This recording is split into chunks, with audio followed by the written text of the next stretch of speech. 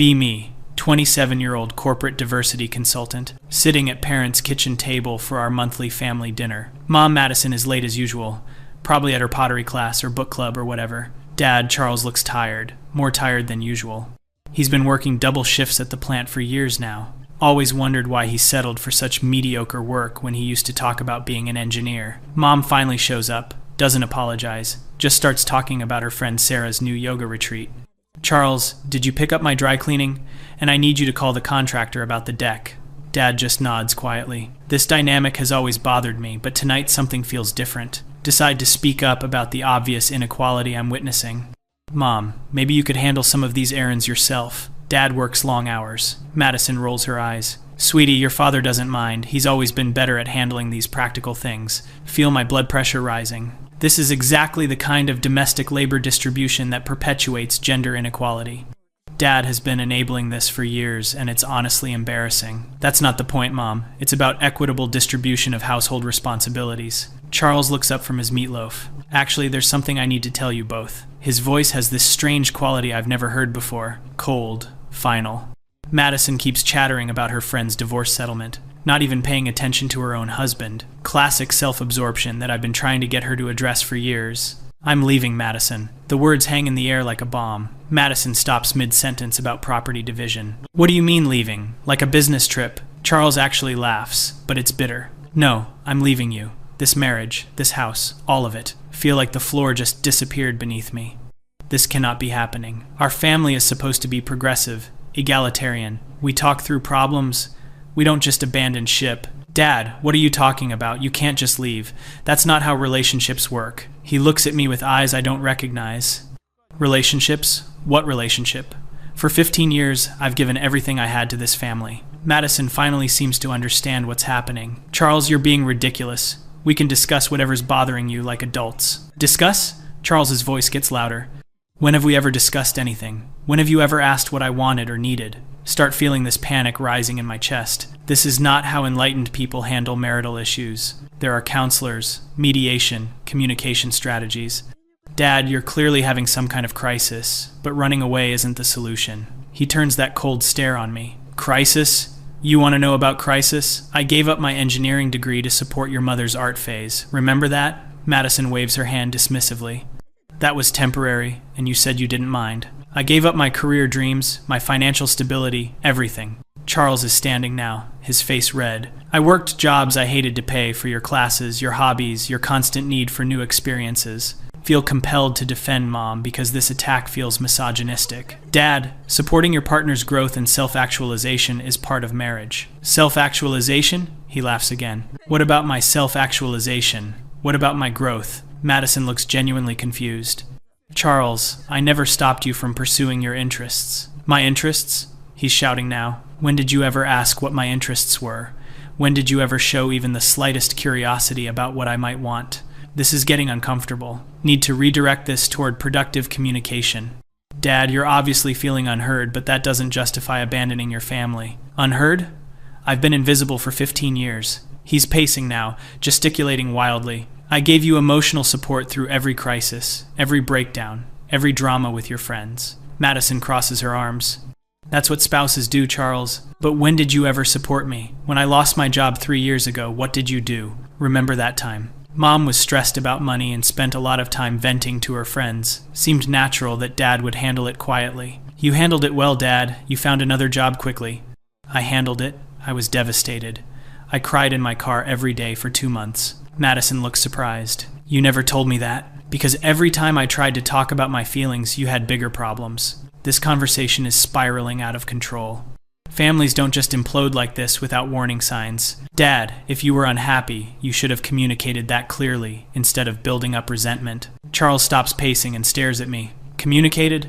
Like how I told your mother I was exhausted and needed help with bills. You said it was temporary, Madison protests. That was 8 years ago, Madison. 8 years of me working overtime while you found yourself. Feel this awful realization creeping in.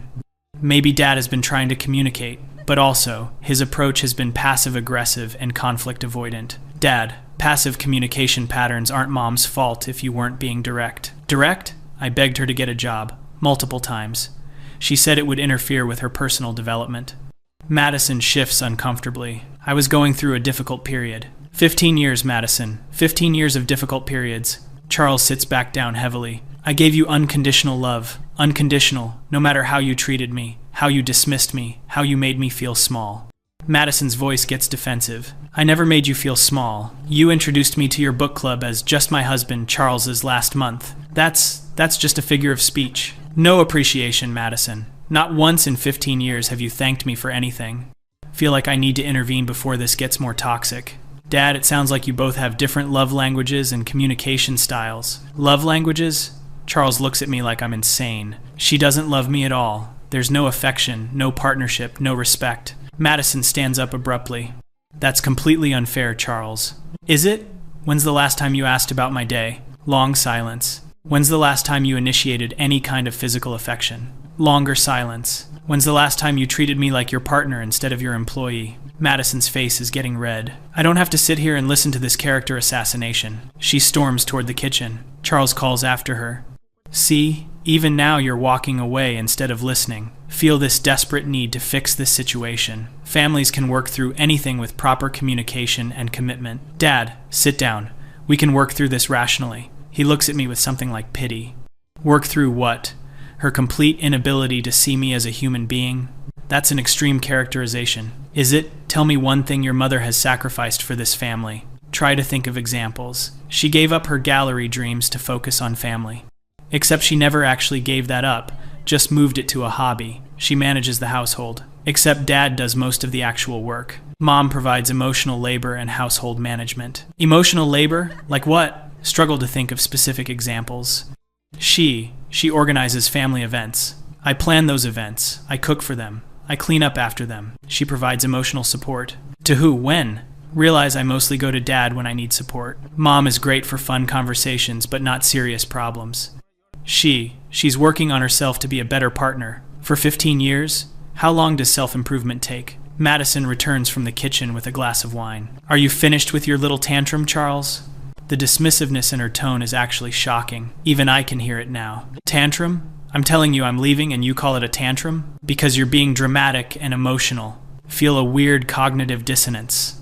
If a man called a woman dramatic and emotional for expressing feelings, I'd be furious. But when Mom does it, I'm not sure how to respond. Madison, he's clearly expressing genuine concerns. Mom looks at me like I've betrayed her. Don't take his side just because he's having a breakdown.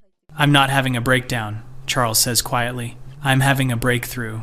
I finally understand that nothing I do will ever be enough for you. That's not true. Name one thing I do that you appreciate. Madison opens her mouth, then closes it. You work hard. And you're reliable. Like appliance? Long, uncomfortable silence. Madison tries again. You're a good father. Because I do all the actual parenting while you focus on your personal journey. Madison's face crumples. Charles, I don't understand why you're being so cruel. Cruel? I've never said a harsh word to you in 15 years. Then why are you saying them now? Because I'm done pretending this is a marriage. Feel this panic attack starting. Chest getting tight, hands shaking. This cannot be happening. Our family is supposed to be different. We're supposed to be evolved, conscious, progressive. Dad, you can't just give up on 15 years. He looks at me with exhausted patience. Sweetheart, I didn't give up. I gave everything. There's a difference. But marriage is work. You have to fight for it. I've been fighting alone for 15 years. Madison starts crying. But even her crying feels performative, focused on her own pain rather than understanding his. Charles, please, we can go to counseling. We've been to 3 different counselors. You turned every session into a discussion of your childhood trauma. That trauma affects our relationship, but my feelings never mattered enough to discuss. Remember those counseling sessions. Mom did dominate the conversation. Thought it was because she was more emotionally articulate. Now wondering if Dad just gave up trying to be heard. Dad, maybe you need to take more space in those conversations. Maybe your mother needs to leave some space for me to fill. Madison slams her wine glass down. I am not responsible for your inability to advocate for yourself. Charles laughs bitterly. There it is. Even my feelings are my fault. That's not what I said. It's exactly what you said. I'm responsible for being ignored in my own marriage. Feel like I'm watching everything I believed about my family crumble. This dynamic has been there forever. Just never saw it clearly. Always assumed Dad was naturally quiet. Mom was naturally expressive. Never considered that she might be steamrolling him. Dad, I'm sorry if I never noticed you were unhappy. You noticed. You just assumed it was normal. Realize he's right. Have made comments about Dad being low maintenance and easygoing. Like those were positive traits instead of signs of someone who'd given up. But you can't just leave. What about our family values? What values? The ones where your mother's needs always come first. Madison stands up again. That is completely unfair. Is it? Name one major decision we've made based on what I wanted. Silence. Name one time you've inconvenienced yourself for my happiness. More silence. Name one sacrifice you've made for this family. Madison's voice gets shrill. I sacrificed my independence to be a wife and mother. You've never acted like a wife or mother. You've acted like a teenager I'm financially supporting. Feel compelled to defend Mom even though his points are hitting home. Dad, that's really harsh. Harsh? She hasn't cooked a meal in 5 years. Hasn't cleaned the house. Hasn't contributed financially. Hasn't provided emotional support. I do plenty for this family, Madison protests. Like what? Specifically, I manage our social calendar. You make plans and I execute them. I maintain family relationships. You gossip with relatives while I send the cards and gifts. I provide creative energy to our home. You create messes that I clean up. Each response is devastating because it's accurate. Never noticed how lopsided everything is. Always thought Dad enjoyed taking care of details. Dad, maybe you never expressed that you wanted things to be different. I bought you a dishwasher for your birthday 3 years ago. What did that tell you? Remember that. Mom was offended because it wasn't romantic. I supported her position because household appliances as gifts seemed regressive. Now realizing Dad was desperately trying to communicate his exhaustion. That was you asking for help with dishes. That was me begging for acknowledgement that I do everything around here. Madison's crying harder now, but still not really listening, focused on her own emotional experience rather than understanding his perspective. Charles, if you're this unhappy, why didn't you leave years ago? Because I loved you. Because I believed you'd eventually see me as a person worth caring about. I do care about you. No, Madison. You care about what I do for you. You've never cared about me. Feel this rage building up. This whole conversation feels like an attack on everything I believe about relationships and gender dynamics. Dad, you're talking like Mom is some kind of monster, but she's just trying to find words to defend her. But every example I think of proves his point. She's just what, sweetheart? She's just different, more expressive, more creative, more what? More important? The word slips out before I can stop it. Madison gasps. Charles nods slowly. There it is. She's more important. Her feelings, her needs, her dreams, her comfort. Feel sick to my stomach. Never consciously thought that, but maybe unconsciously believed it. That's not what I meant. It's exactly what you meant. And it's exactly how this family has operated for 15 years. Madison recovers from her shock. Charles, you're poisoning our daughter against me. I'm not saying anything that isn't true. Truth is subjective. Charles stares at her. Is it subjective that you haven't had a job in 8 years? Is it subjective that I pay every bill, do every chore, handle every responsibility? Is it subjective that you've never once asked what I need or want? Madison's face gets defensive. I ask you things all the time. You ask me to do things for you. That's not the same thing. Realize he's absolutely right. Mom's questions are always requests or demands. What did you make for dinner? Did you call the insurance company? Can you drive me to Sarah's? Never, how was your day? What do you need? How can I help you? Feel this horrible understanding creeping in. Maybe Dad has been invisible in his own family.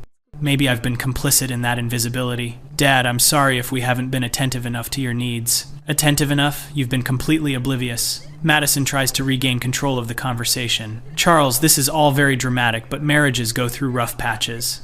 15 years isn't a rough patch, Madison. It's a lifestyle. So you're just going to abandon your family? I'm going to stop enabling your selfishness. Words hit like a physical blow. Mom has always been focused on her own experience. Thought it was healthy self-advocacy. Now seeing it might be pathological self-centeredness. Dad, don't say things you can't take back. I can't take back 15 years of being treated like hired help. Madison's voice gets manipulative. What about our daughter? How can you do this to her? Do what? Stop modeling unhealthy relationship dynamics? You're destroying her family. I'm showing her what self-respect looks like. Feel this desperate need to fix everything. Relationships can be repaired with communication and effort. Nobody has to be the villain here. Dad, what if Mom commits to making changes? Madison jumps on this. Yes, I'll change. We can work on this together. Charles looks at her with complete exhaustion. Madison, you don't even know what needs to change. Tell me. I'll listen. I've been telling you for 15 years. You've never listened before. I'm listening now. No, you're performing. You're saying what you think will make me stay. Realize he's right again. Mom's sudden willingness to change feels reactive rather than genuine. Like she's negotiating rather than understanding. But Dad, people can change. Growth is possible. People can change when they recognize they need to. Your mother doesn't think she's done anything wrong. Madison protests. Of course I've made mistakes. Name one. Long silence. I could have been more appreciative. Of what specifically? Of things you do. What things? You know, the things you do. Can't even identify specific contributions because she's never paid attention. Madison, you can't appreciate what you've never noticed. Feel this panic rising again. If Dad leaves, everything changes. Our family identity, my relationship with both parents, my understanding of healthy relationships. Dad, what about me? What about our relationship? We'll always have a relationship, sweetheart, but it doesn't have to include watching me be treated poorly. I don't want you to be treated poorly, but I don't want our family to end either. The family ended years ago. I've just been pretending it existed. Madison makes one last desperate attempt. Charles, I love you. Doesn't that count for anything? You love the idea of me. You love having someone to take care of everything while you focus on yourself. That's not true. When's the last time you did something purely for my benefit? Something that cost you time, or effort, or comfort? Another devastating silence. When's the last time you put my needs ahead of your wants? Madison's face crumples completely. I don't know. I know. Never. Not once in 15 years. Feel like I'm drowning. Everything I thought I knew about my family is wrong. Everything I thought I knew about healthy relationship dynamics is wrong. Maybe everything I thought I know about gender equality is wrong too. Dad, this feels like you're abandoning us when we need you most. I need me most. For the first time in 15 years, I'm going to prioritize my own needs. But that's selfish. Charles looks at me with something like disappointment. Is it selfish when your mother does it? That's different. How? She's been socialized differently. She's reclaiming her agency after years of patriarchal conditioning. And what about my years of being conditioned to sacrifice myself for others? Can't answer because it challenges everything I believe about power dynamics. Dad, men and women face different pressures in relationships. Yes, men are pressured to give everything and ask for nothing. I'm done with that pressure. Madison tries one more manipulation. Charles, think about what people will say. Think about how this will look. I've spent 15 years thinking about how things look instead of how they feel. People will think you're having a midlife crisis. People will think what they think. I'm done managing everyone else's perception of my life. Realize I'm crying now. Not just sad tears, but angry, frustrated tears. This doesn't fit my understanding of how enlightened people handle conflict. Dad, running away isn't the answer. I'm not running away. I'm running toward a life where my existence matters. Your existence matters to us.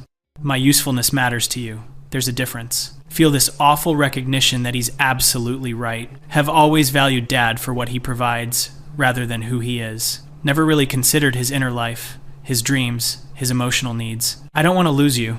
You've never had me. You've had my services. Madison makes one final desperate play. Charles, if you leave, I'll have nothing. You'll have exactly what you've always had. Yourself. The only person you've ever cared about. That's cruel. It's honest. Something I should have been years ago. Charles stands up and heads toward the door. I've already moved my things out. The house is yours, Madison. The bills are yours too. Madison follows him. Charles, please, I can't handle everything alone. You've never handled anything, that's the problem. I need you. You need someone. Anyone who will make your life easy while you focus on yourself. That's not true. Find someone else to use. I'm done. Feel this complete emotional breakdown starting. Screaming at Dad as he reaches the door. You can't just leave. You can't just give up on us. That's not what good men do. He turns back one last time. Good men don't abandon their families. But good men also don't allow themselves to be treated like servants in their own homes. You're being dramatic. I'm being honest, finally. Madison grabs his arm. Charles, I love you. I'll change. I promise I'll change. He gently removes her hand. Madison, you can't change something you don't believe is wrong. I believe it's wrong now. No, you believe my leaving is wrong. That's not the same thing. Charles looks at both of us one last time. Maybe someday you'll understand that love isn't just a feeling you have. It's actions you take. It's attention you pay. It's sacrifice you make. I sacrifice. You sacrifice nothing. Ever. For anyone. He opens the door. I gave everything I had for 15 years. I got nothing back except demands for more. Madison collapses into a chair, sobbing, but even her crying feels self-focused, like she's mourning the loss of her caretaker rather than understanding his pain. Feel this rage and confusion and heartbreak all mixed together. Want to chase after Dad and convince him he's wrong. but also starting to see that maybe he's completely right. Maybe I've been as selfish and oblivious as Mom. Maybe our whole family dynamic has been toxic and I've been defending it because it benefited me. Sit in the kitchen with Madison as she cries, realizing that everything I thought I knew about relationships, about fairness, about love, has been completely wrong. And the worst part is that I don't know how to fix any of it, because fixing it would require admitting that I've been part of the problem this whole time. That my enlightened feminist principles somehow blinded me to my own father's humanity. That maybe being progressive doesn't automatically make you a good person. That maybe I'm exactly as selfish and entitled as he said we were. And I have no idea what to do with that realization. Be me, 29-year-old woman. Have my career, my apartment, my independence, everything I worked hard for. Don't need no man, but wouldn't mind having one on my terms. Spent my 20s focusing on myself, traveling, building my career, having experiences. Dated casually, but never settled because I knew my worth. Refused to compromise on my standards because why should I? I'm educated, successful, attractive, the whole package. Men should be grateful. I even give them the time of day. Recently decided maybe it's time to start looking for something serious. I'm ready to settle down, but only with someone who meets my requirements. Must be 6 feet tall, minimum, successful career, progressive values, feminist ally. Must be willing to do 50% of housework, respect my independence, support my career. Must understand that my career comes first, and I won't be doing traditional gender roles. Open my dating apps expecting to find quality men lining up. Swipe through profile after profile of absolute trash. Guys holding fish, gym selfies, photos with their dogs trying to look sensitive. Most of them are barely 5'9", lying about being 6 feet. Almost all of them have nothing interesting in their bios. The ones who seem decent probably make less money than me. Spend weeks swiping and going on disappointing dates. One guy seemed promising until he suggested I order a salad because the steaks were expensive. Immediately walked out because I'm not tolerating that misogynistic nonsense. Another guy was okay until he mentioned he wanted kids someday. Told him I might consider one child, but only if he's the primary caregiver. He looked uncomfortable and never texted back. Coward, couldn't handle a strong woman with boundaries. Start noticing a weird pattern on social media. Keep seeing posts about men traveling to Southeast Asia, Colombia, Eastern Europe. At first think nothing of it, people travel whatever. Then start seeing more and more posts about it. Guys I went to college with posting photos with foreign girlfriends. Men from work talking about their Filipino wives. Random accounts posting about passport bros or some stupid thing. Start reading articles about men going overseas to find wives. Feel my blood pressure rising as I read. These absolute losers can't handle modern American women, so they exploit poor foreign women. It's disgusting, predatory, misogynistic, everything wrong with men. These guys are going to developing countries and taking advantage of economic disparities. Probably finding submissive women who will cook and clean and not challenge them. It's literally sex tourism disguised as relationships. Decide to look into this more because someone needs to call this out. Find forums and groups of men talking about dating overseas. Reading their posts makes me furious beyond words. They're complaining about Western women being entitled and difficult. Calling us spoiled, saying we have unrealistic standards. Claiming foreign women are more feminine, family-oriented, appreciative. One post says, foreign women are grateful, while American women act like they're doing men a favor. I am doing men a favor by even considering them. They should be grateful. Someone like me exists in their dating pool. These men are just intimidated by successful women who know their worth. They want someone they can control and manipulate. It's pathetic, really, running away because they can't handle equality. Bring this up to my friends at brunch. We're all equally disgusted by this trend. Sarah says her ex-boyfriend is now married to some woman from Ukraine. Jessica says she saw 3 different guys from high school with Thai girlfriends on Facebook. We all agree this is problematic and represents male fragility. Men literally fleeing the country rather than becoming better versions of themselves. Rather than doing the work to be worthy of modern women, they exploit vulnerable foreigners. Decide I need to make social media posts calling this out. Write long thread about passport bros and how it's exploitation. Explain how these men are sex tourists preying on economic desperation. Point out the power imbalance and how it's basically human trafficking. Get some likes from other women who agree. But then men start commenting disagreeing with me. They say they're just looking for love and compatibility. Claim Western women have become too difficult to please. One guy says he spent years trying to date locally and was constantly rejected. Says he went to the Philippines and met a wonderful woman who actually appreciated him. Now he's married with kids and happier than ever. I respond that he obviously just wanted someone subservient who wouldn't challenge him. He replies that his wife has her own business and they're equal partners.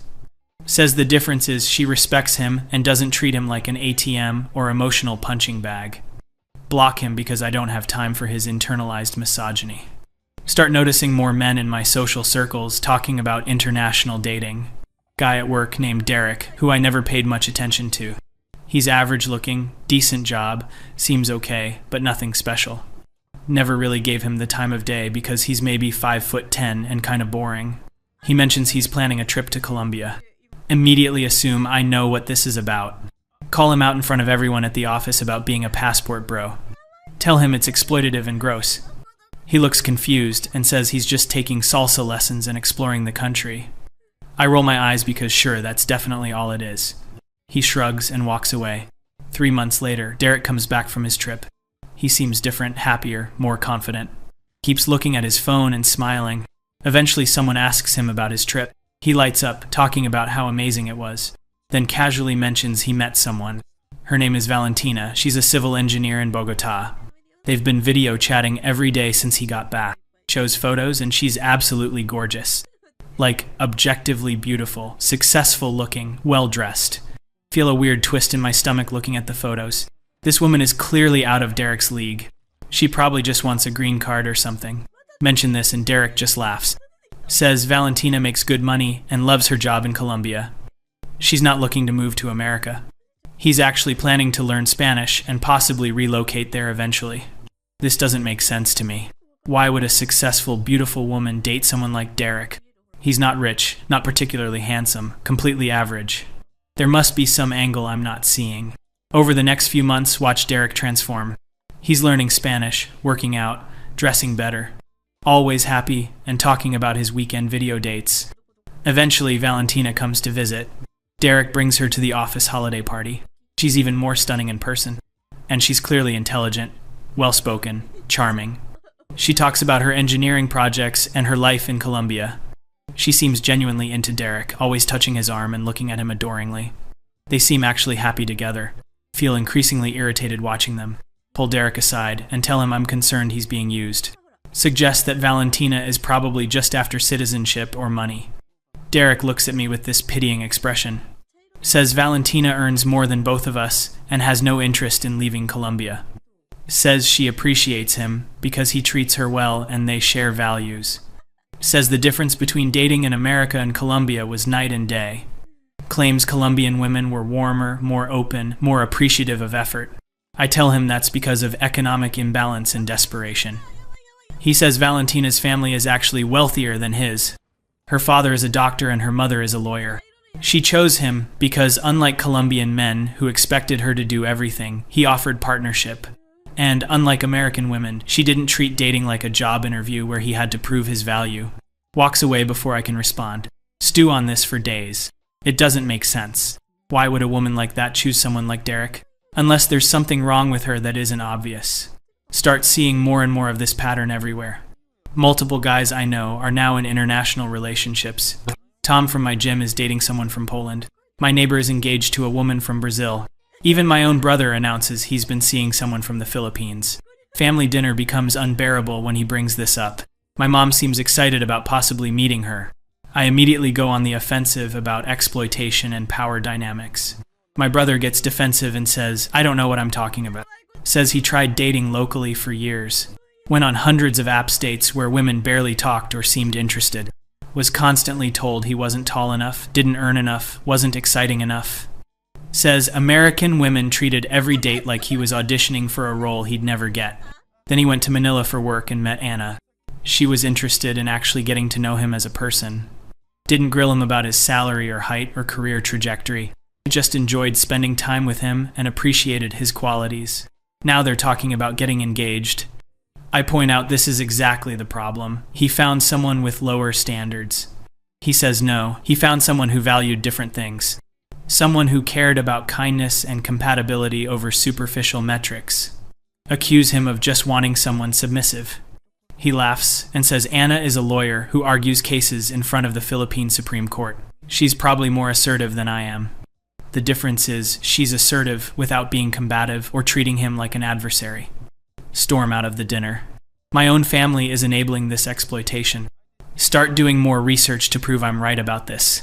Find statistics about international marriages. Try to find evidence they're all exploitative and fail. Actually discover international marriages have lower divorce rates. Find articles interviewing foreign wives who seem genuinely happy. They talk about feeling appreciated and valued by their husbands. Meanwhile, their husbands talk about feeling respected and admired by their wives. This has to be Stockholm Syndrome or something. There's no way this many women are just naturally more pleasant than American women. We're the most liberated and educated women in the world. We've fought for our rights and equality. We don't need to be sweet and submissive to trap men anymore. These foreign women just haven't been enlightened yet. Months go by and I'm still single. Dating apps are wastelands of men I'm not interested in. The few quality matches I get never lead anywhere. I have standards and I refuse to lower them. Better to be alone than settle for less than I deserve. Notice Derek is now engaged to Valentina. They're planning to split time between the US and Colombia. She's looking into remote work options. They seem disgustingly happy. Decide to try one more time to make Derek see reason. Approach him and ask if we can talk. Tell him I'm concerned as a colleague and friend. Warn him about the risks of international marriage. Bring up cultural differences, potential for being used, the problematic optics. Derek listens patiently, then asks me a question. When was the last time I did something nice for a man I was dating without expecting something in return? I'm taken aback because that's not relevant. He continues, asks when I last made a man feel appreciated or admired. When I last prioritized a man's feelings or tried to make his life easier. I stammer that relationships are supposed to be equal. He says yes, equal, not transactional. Says Valentina cooks for him because she enjoys it and he does the dishes. She supports his hobbies and he supports hers. She builds him up and he does the same for her. They both try to make each other happy instead of keeping score. Says when he dated American women, everything felt like a negotiation. Every act of kindness had to be reciprocated, exactly, or it was unfair. Women expected him to pay, but also respect their independence. Wanted him to lead, but also never make decisions without consulting them. Wanted him to be confident, but also vulnerable. Wanted him to have money, but not work too much. It was exhausting trying to meet contradictory expectations. With Valentina, it's simple. They both try to be good to each other. I tell him that sounds like she's just performing traditional gender roles. He sighs and says, I'm not listening. Valentina has her own career and ambitions. She's not traditional, she's just kind. Something American women seem to have forgotten how to be. Walks away, and I'm left fuming.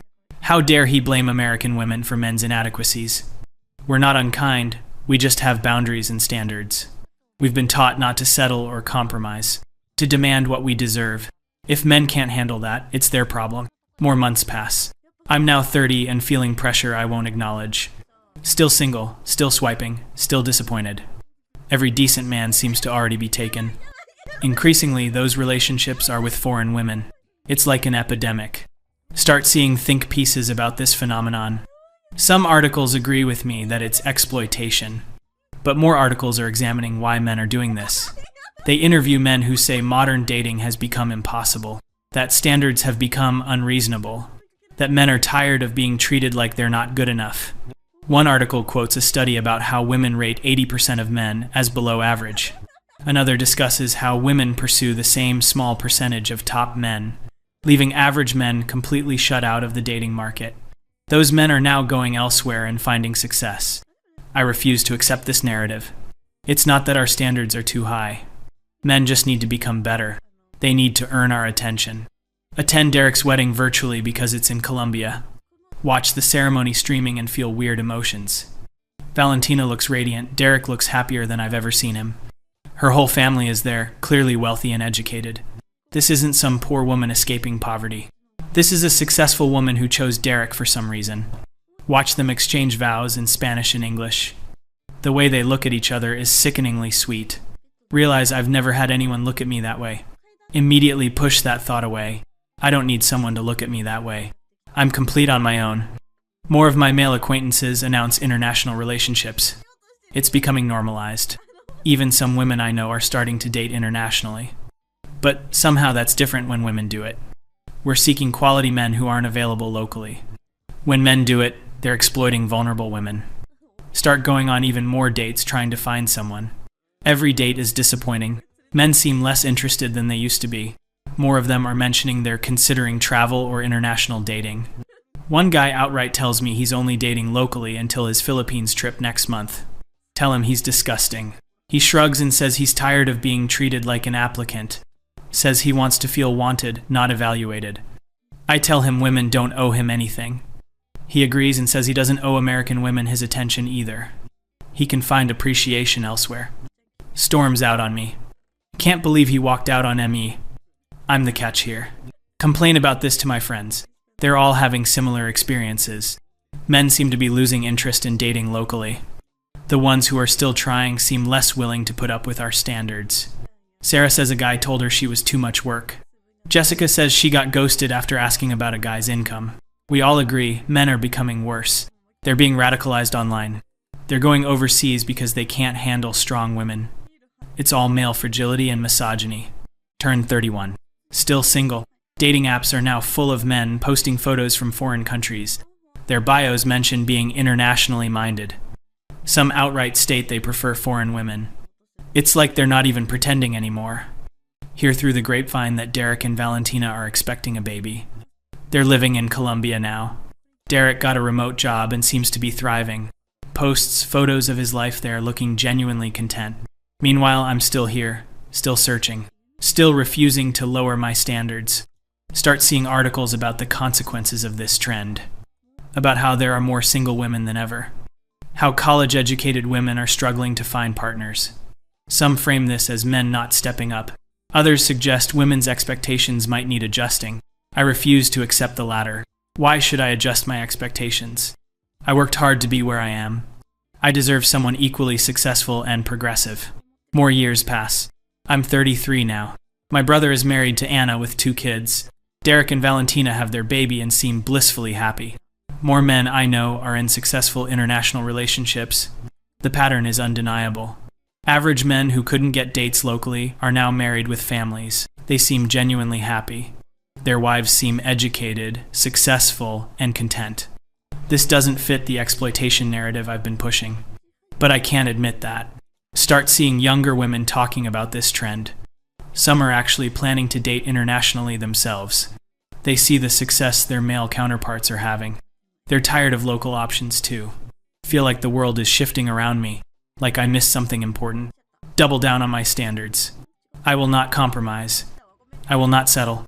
I deserve exactly what I want. Continue swiping. Continue being disappointed. Men seem less interested in trying. They're not putting in effort anymore. Dates are lackluster. Conversation is minimal. It's like they're going through the motions. Confront one guy about his lack of effort. He says he's leaving for the Philippines in 2 weeks. He's just killing time. Ask him why he's giving up on American women. He looks at me like I'm crazy. Says he's not giving up on American women. American women gave up on men like him years ago. He's just looking where he's actually wanted. Try to argue, but he's already checked out of the conversation. Realize this is becoming my reality. Men are checking out. Not in an angry or bitter way. They're just leaving. Going where they feel appreciated. Where their average qualities are enough. Where they don't have to be 6 feet tall or make 6 figures. Where being kind and stable is valued. Sit alone in my apartment that night. Look around at my successful, independent life. Everything I wanted, except someone to share it with. But that's fine. I don't need anyone. I'm complete on my own. Better alone than settling. Keep telling myself this. Try to believe it. Watch Derek's social media posts about his growing family. See my brother's photos with Anna and their kids. Notice Tom from the gym announcing his engagement. All these men I never considered good enough. All happier than I am. Push the thought away. It's not about happiness. It's about principles. I have standards and I'm sticking to them. Even if it means being alone. Even if the dating pool keeps shrinking. Even if more men keep choosing foreign women. I'm standing my ground. I'm a strong, independent woman. I don't need to change for anyone. The world needs to change for me. Men need to become better. They need to meet my standards. It's not my job to make them feel wanted. They need to earn it. Keep swiping. Keep being disappointed. Keep waiting for someone worthy. Refuse to acknowledge that maybe I'm the problem. Refuse to consider that my approach might be flawed. Refuse to admit that those men found happiness by looking where they were valued. I am entitled to exactly what I want, and I'll wait forever if I have to. Alone in my apartment. Successful, independent, and increasingly bitter. But I'll never admit that. Because admitting it means admitting I was wrong. And I can't be wrong. I'm a modern woman. I know my worth. Even if no one else seems to agree.